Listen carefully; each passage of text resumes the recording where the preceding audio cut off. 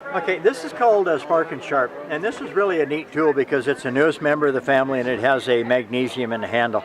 So all you got to do is you just unscrew this right here, and out comes the magnesium piece. Now when you're out in the woods and you either need a fire because of survival or you want a fire, you're going to do what is the easiest thing to make a fire. If your wood is wet, if your kindling is wet, first of all, I cheat a little bit. Before I leave hunting, hiking, camping, fishing, I prepare.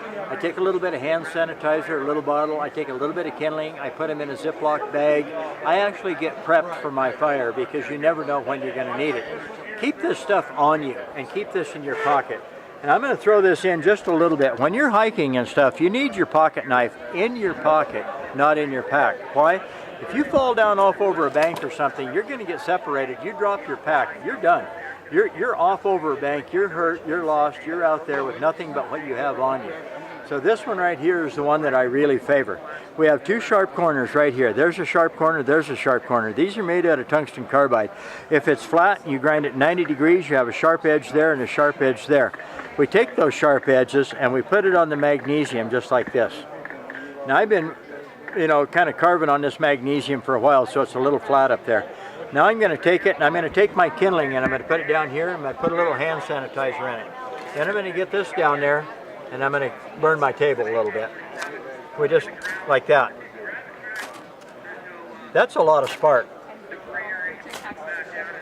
So when you prep for your fire, you got a little bit of kindling. You can take completely wet wood if it's dry, carve off the wet, get down into the dry, make your little tiny feathered pieces, get a little pile going, put your hand sanitizer on it, get right down there next to it and do this to it. That's how I start a fire. You have to hang on to this a little bit because if you're just kind of, like that, not going to work. Get a hold of it and then give it a good one. This is about 4 months worth of carving on that. You can see that there's very little of it gone actually. Sharp and Spark, as far as I'm concerned, is the best handy sharp that we've got. Why? Because I can sharpen all my knives, I can start a fire. Even though I take this one and keep doing this to my sharp corner, that corner right there stays just as hard and sharp as can be.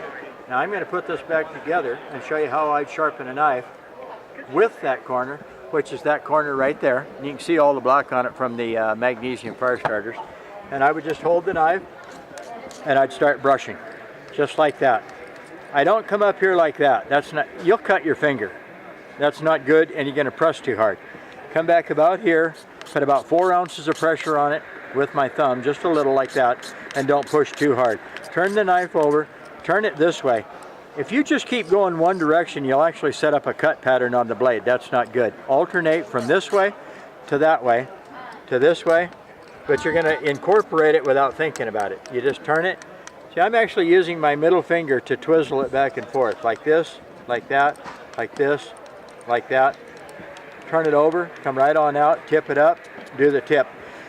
This particular model right there is called it's called Spark and Sharp.